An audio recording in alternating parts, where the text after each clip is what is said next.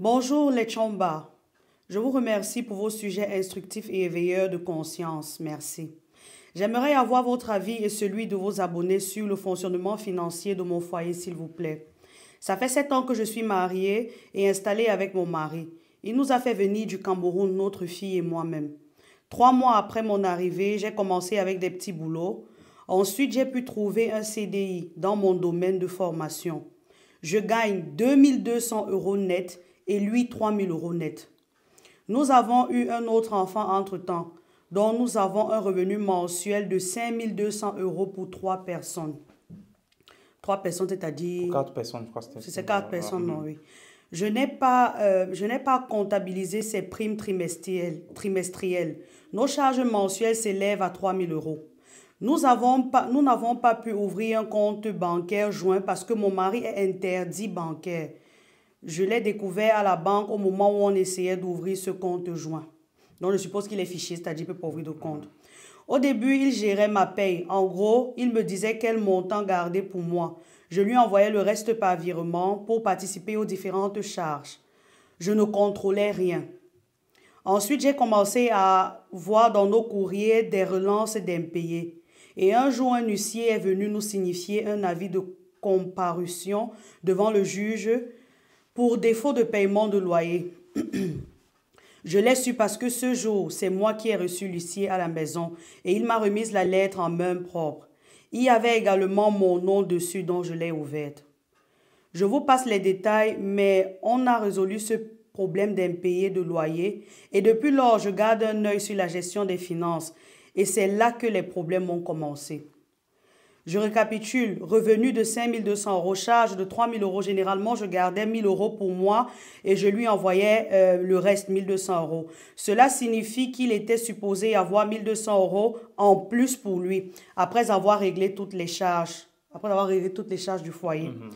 Mais je me suis rendu compte qu'en plus de vivre à découvert tous les mois, nous n'avons pas d'épargne commune, ce qui, pour moi, est incompréhensible. D'après lui, ma contribution mensuelle est insuffisante. On a refait les calculs des revenus et des charges et c'est exactement ce que je vous ai donné. En plus de cela, il me fait prendre des crédits à mon nom étant donné qu'il ne peut pas le faire à son nom propre. Je le soupçonne d'avoir des projets cachés avec sa mère. J'ai peur de me retrouver dans un chaos financier à cause de lui. J'ai besoin de vos avis et conseils, s'il vous plaît. Aider une sœur. Bref, je crois qu'il y a la suite. Bon. En gros, on va être explicite un peu dans la vidéo. Le cas est intéressant. Mais moi, je trouve ce genre de famille intéressant. C'est très possible de vous remettre très bien sur les rails. En tout cas, on va vous montrer au cours de cette vidéo comment cela peut être possible. Mais il faut rester très attentif. On va l'expliquer sur le tableau avec vos chiffres, exactement comment vous vivez et ce que vous êtes en train de faire, où ça va vous amener si vous continuez à faire ce que vous êtes en train de faire. En tout cas, restez connectés jusqu'à la fin de la vidéo pour vous aussi capter ce qui serait intéressant pour vous. Hello les amis, bienvenue sur notre page. Si tu passes nouvellement par ici, tu sais ce qu'il te reste à faire. Tu likes, tu commentes, tu partages et surtout tu t'abonnes parce que tu ne seras pas déçu. Moi, c'est Alexandra. Je suis ce soir avec un brouetier du côté même d'où cette fois-ci, de Shell Siméon. Il passait son temps à se mettre en route, à supplier même les gens de lui donner leurs marchandises parce que lui n'avait même pas de clients. Chaque fois, je me rends compte que ce jeune homme porte notre marchandise pour venir laisser à la maison gratuitement et il arrive à la maison, il ne veut plus rentrer tellement il a tout faim.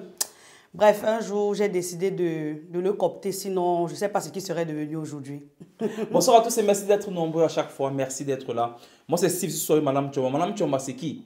Madame Chomba, c'est la fille que de tout son parcours ne connaît que bien Massi. Vous avez remarqué, si ce n'est pas Shell Siméon, si ce n'est pas un TTK, il n'y a que bien Massi pour le sud de Yaoundé. Je me suis dit que, mais, quelle est cette fille à qui tu parles des grands lieux? Je ne connais pas. Je ne connais pas. Je ne connais pas. Et que si je laisse la fille ici dans bien Massi, yo! Et dit que non, là je l'ai capté. Et je voulais, a priori, à la base, c'était juste pour lui montrer la ville un peu. Elle a tellement collé qu'elle dit que. Qu'est-ce qui t'est passé? Elle est devenue ma femme. Bref. Bon, les amis, nous voici au tableau avec les chiffres comme elle nous a donné. On a besoin ici du Baxé. Baxé! Présente! Super, on a besoin de toi. On a besoin de sois prête. On a besoin de certains calculs. Ok, elle nous a donné certains chiffres. Elle a dit, monsieur touche 3000 € net. Ce sont les chiffres nets. Monsieur touche 3 000 euros net, sans compter, elle a précisé, sans compter ses primes trimestrielles. Donc, ça veut dire que chaque trimestre, il a une prime qui s'ajoute à son salaire mensuel. Elle touche 2 200 euros net. Ils ont 2 enfants, ils vivent en France, ils ont 2 enfants.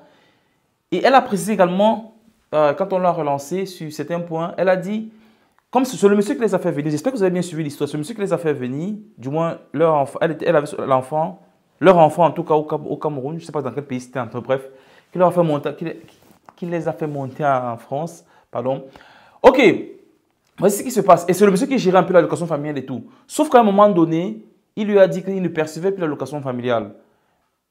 Elle ne sait pas pourquoi, mais c'est juste que ça ne vient plus. Donc, pour vous qui êtes en France, vous pouvez un peu plus nous expliquer, je ne sais pas, pour une famille où l'homme touche 3 000 euros et la femme 2 200 euros, est-ce que l'allocation familiale s'exclut? On n'est pas très certain du système français, mais en Allemagne, par contre, avec le salaire, vous percevez toujours l'allocation familiale des enfants. On ne sait pas comment ça se passe en France, mais vous qui êtes en France, vous pouvez nous dire en commentaire comment ça se passe, s'il vous plaît. Et voici les charges qu'ils ont. Le loyer 1300, ainsi de suite, et les charges que voici. Tel que je vois la famille, je pense que vous avez juste un problème d'organisation, un problème où vous devez voir la réalité en face. Le premier constat que je me sens obligé de faire, c'est la mauvaise gestion financière du monsieur. Je pense que monsieur doit se rendre compte, il doit l'accepter que voici déjà 7 ans que tu as fait monter madame et que vous vivez ensemble. Je crois que tu peux déjà te faire à l'évidence que tu as un problème de gestion financière. L'argent, je ne sais pas, tu n'es pas une mauvaise personne nécessairement, mais il faut que tu te fasses à l'évidence que si vous continuez comme ça, vous irez droit au mur. Parce que l'argent, les charges que vous vous organisez de verser par mois, tu lui demandes de t'envoyer, je crois, 1200, oui, 1200, et tu gères le reste. Ça veut dire que de ton salaire, tu gères 1800. Tu gères 1800. Donc ça veut dire que tu restes avec 1000, avec 1200, elle reste avec 1000, à peu près à la fin du mois. Et vous décidez de gérer comme ça. Mais sauf que, dans ce qu'elle te verse, on s'est rendu compte, après un moment donné, que le loyer de 1300 que tu étais censé verser, normalement, sans souci de pas vos charges, tu ne les versais pas. Vous aviez un gros fossé dans le loyer. Vous avez dû batailler pour couvrir ce vide. Mais tu es tout le temps à découvert. Non seulement tu es tout le temps à découvert, il y a plein de trucs. Tu es fiché. Parce que le fait que tu sois fiché montre encore à suffisance le fait que tu ne saches pas bien gérer l'argent. Ce n'est pas un problème. Ce n'est pas très grave. Mais il faut que tu le réalises. Et il faut que tu te rendes compte aujourd'hui que vous avez 2 enfants. J'ai bien peur que l'allocation des enfants, si ça passe encore, que tu sois peut-être en train de manigancer. Tu es en train de lui dire aujourd'hui que son apport n'est pas suffisant et qu'il faudrait qu'elle apporte davantage. Ça veut dire que même si on augmentait ton salaire, ça ne va pas résoudre le problème que vous avez actuellement. Même si elle augmentait ce qu'elle te donne, vous n'allez pas résoudre le problème que vous avez. Donc la solution, c'est d'abord de se rendre compte de ton problème en tant que gestionnaire de la maison. Vous pouvez faire autrement maintenant. Vous pouvez peut-être décider, ok, de faire l'unité des finances comme on vous le recommande. L'unité des finances comme on vous le propose, c'est quoi? C'est de vous mettre tout ceci sur la table et d'avoir tous les deux les yeux braqués dessus, de savoir exactement ce qui se passe dans votre famille. Dans votre famille, vous avez 3 000 euros, 2 200 euros, ça vous fait combien? Si vous fonctionnez en unité des finances, vous n'aurez plus 3 000 et 2 500, vous aurez 5 200 euros. 5 200 euros pour la famille. Avec 5 200 euros, là, vous vous considérez comme une famille qui perçoit 5 200 euros. Et quand vous décidez de fonctionner, ça veut dire que monsieur comme madame ont le regard et savent exactement comment se passent ces 5 200 euros. On va d'abord exclure même tes primes trimestrielles. Entrez un peu dans vos charges. Vous êtes une famille, vous gagnez quand même 5 200 euros. On pense que la maison de Barcé. Oui, monsieur Choma. Avec mention, s'il te plaît. Avec mention. La maison de 1300 euros, je crois que ça va. 1300 euros, c'est faisable quand même, c'est bon. Je suppose que vous êtes dans une grande ville. Si vous n'êtes pas dans une grande ville et que vous avez peut-être des loyers un peu plus moins, ce ne serait pas mauvais de quitter un peu verser le loyer là pour pouvoir un peu amortir un peu votre argent. Mais supposons que vous êtes dans une grande ville et que le loyer est un peu costaud ces derniers temps. Donc on va dire 1300 euros pour le loyer. La ration, 600 euros pour la famille, je pense que ça va. 2 enfants, 2 parents, je pense que ça va. Électricité 75, Internet 80 euros, ticket de transport 86 euros x 2. Là, j'ai un petit problème avec ceci. Vous avez 86 euros x 2, mais vous avez également la voiture. Je pense que la famille est encore petite. Si vous avez 86 euros x 2. Peut-être qu'il faut exclure un ticket de transport pour une personne. Et jongler avec la voiture. Pour le moment, en tout cas, on va laisser tel quel. Tels que sont les chiffres. On va laisser comme ça. Mais je vous montre un peu les poches où vous pouvez un peu essayer de revoir pour pouvoir un peu économiser un tout petit peu. Vous épargnez jusque-là 500 euros, mais c'est essentiellement alloqué pour les vacances. Dans une situation où vous n'avez aucune épargne, je vous recommande aussi de revoir ces chiffres. Vous pouvez redescendre peut-être à 400, peut-être à 300. Et les 200 euros en plus, commencez à constituer une épargne aussi avec. Parce que 6 000 euros d'argent par an, c'est bien, c'est beau. Mais le fait, quand on n'a rien, quand on n'a aucune épargne de côté, c'est délicat. Ok, on essaie de voir aussi. Ça veut dire que là, vous êtes à 3 000 euros, 5 200. Si on fonctionne comme ceci, vous avez combien qui vont... Baxi avait mention. Combien qui leur reste sur les 5 200? Oui, quand ils ont enlevé leurs 3 000 euros. Normalement, 2200. 2200 euros. Le truc, c'est que les charges qui sont sur le tableau sont à peu près 3007 euros. 3007 euros. Elle a dit également que c'était un peu moins de 100 euros pour la voiture. Donc pas sur 3 000 euros de charges. Exactement. 2200 euros qui leur reste. Donc, on va dire que vous avez 2200 euros qui vous restent. Sauf que dans ces charges-ci, il y a plein de choses dont vous n'avez pas tenu compte. Pour pouvoir tenir dans l'unité des finances, il faut surtout ne pas être très coincé. Il faut tenir compte de toutes les charges véritables. Dans ces charges, il y a des choses que je ne vois pas, par exemple, le soutien familial en Afrique. Je suis certain que dans vos familles respectives, vous apportez un certain soutien.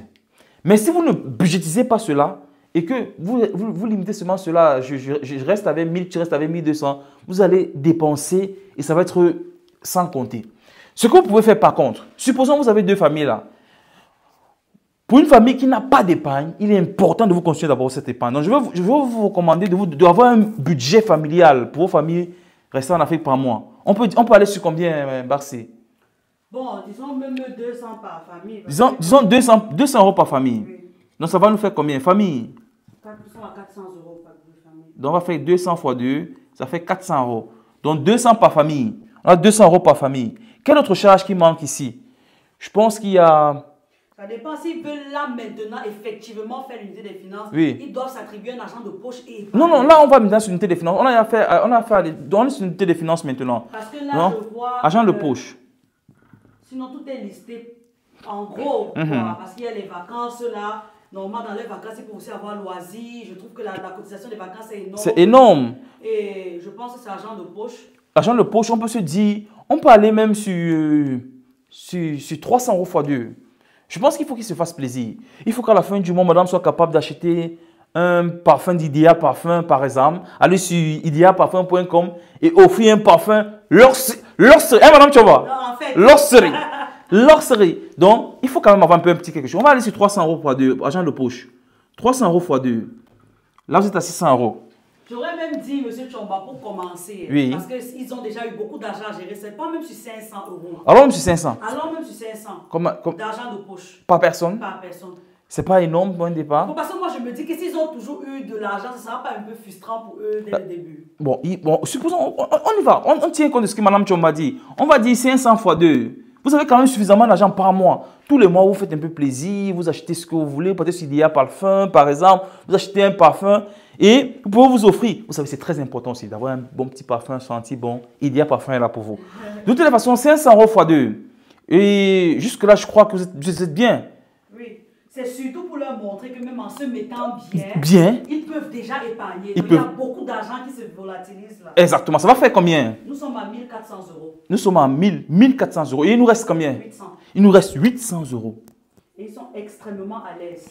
Et avec ça, notez bien, vous êtes extrêmement à l'aise, comme dit Mme Tchomba. Parce que là, ici, vous pouvez réduire un tout petit peu. Parce que là, on a laissé cet argent comme votre argent de cotisation, comme votre argent de vacances.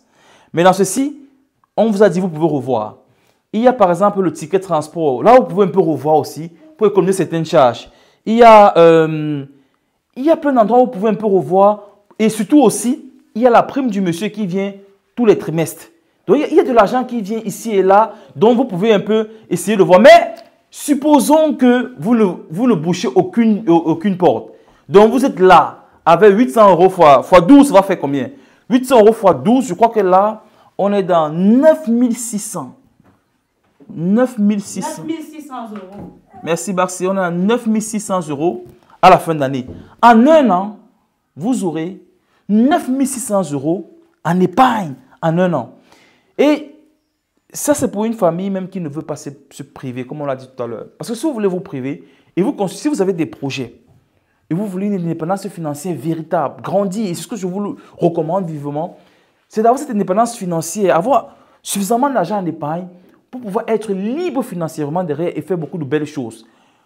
Multiplier les sources de revenus, vos entrées sont bien. Ça veut dire que si vous augmentez encore ceci, avec une discipline financière, vous allez avoir une grosse épargne, beaucoup d'argent mis de côté. Parce que là, avec 9 600 €, si vous vous comportez bien avec ceci, vous pouvez grignoter un peu de partout là et atteindre. Si vous enlevez seulement 50 € sur les 500 € de cotisation de vacances ici, en fin d'année, ça fait 600 €. Donc, ça fait déjà plus de 10 000 € que vous êtes ici. Vous allez avoir beaucoup d'argent mis de côté et vous serez capable d'être sécurisé financièrement. Mais ceci n'est possible que si monsieur et madame se mettent ensemble et ont une visibilité entière et complète sur les charges de la maison, tout mois après mois. Parce que le danger, c'est toujours de dire, voici ce qu'on s'est dit, je prends une partie, je t'envoie. Et une fois que je te les ai envoyés, que tu es géré ou pas, je ne vérifie plus. Alors que vous devez avoir un regard, pas un regard de policier derrière, mais un regard tout simplement, un regard de transparence. Parce qu'il n'est pas question ici d'être policier derrière son partenaire, il est juste question d'être transparent. On est transparent au quotidien. Ça t'évite, toi qui gères l'argent, par exemple, si toi qui as la charge de payer certaines factures, de te dire, ok, je peux jongler ici, parce que tu sais que l'autre va voir. Et si l'autre voit, ça va vous faire problème. Pour éviter certains problèmes, tu te dis, je ne touche pas. Mais c'est pour ça qu'il faut permettre cette transparence-là au quotidien pour pouvoir grandir. Mais vous allez surtout grandir financièrement. Un an, au bout de la deuxième année, vous aurez déjà 20 000 € d'épargne. Vous serez moins restreint. Et j'imagine que si monsieur n'est pas éligible à ouvrir certains comptes, c'est parce qu'il est fiché. Donc ça veut dire qu'il y a un agent certainement qui n'a pas encore remboursé. Ce qu'il faut faire, il faut rembourser cet argent-là pour pouvoir être à l'aise financièrement. On vous le recommande, les amis. C'est possible. Mettez-vous ensemble, formez un duo de fer et vous allez aller loin financièrement. C'est vraiment possible. C'est ce qu'on vous souhaite. En tout cas, merci d'avoir suivi la vidéo jusqu'ici. Et j'insiste et je répète encore, monsieur, tu n'es pas un problème. Tu es un père qui aime ta famille, c'est certes. Mais il faut l'accepter. Tu as un problème avec la gestion financière. Si tu n'inclus pas ta femme dans cette gestion dès maintenant, vous allez tout remuer. Tu vas commencer déjà à se poser des questions. Elle commence à se poser des questions. Ça veut dire que peut-être que tes coups de fil avec ta mère, elle soupçonne déjà qu'il y a peut-être quelque chose qui se trame dans son dos. Et c'est ce qu'il faut éviter. Et à force de gérer seul sans lui montrer, cette chose va vraiment se tramer. Il ne faut pas que ça se trame. Il faut vraiment que vous ayez la lumière tous les deux sur ce que vous faites et que vous grandissez. Et quand votre famille sera à l'aise, tout ce qui vous entoure, notamment vos familles, vos grandes familles respectives, vos amis, vos projets, seront également à l'aise parce que la famille, le foyer est sain. Tout ce qui va suivre sera également sain. Merci d'avoir suivi la vidéo jusqu'ici. Baxé, il y a autre chose? Avec mention, non, rien à signaler. Rien à signaler. Merci d'avoir suivi la vidéo jusqu'ici, les amis. Et n'oublie pas, si tu as aimé, partage, like. Laisse ton avis aussi en commentaire. Et bien sûr, abonne-toi. Ciao, ciao. Ciao.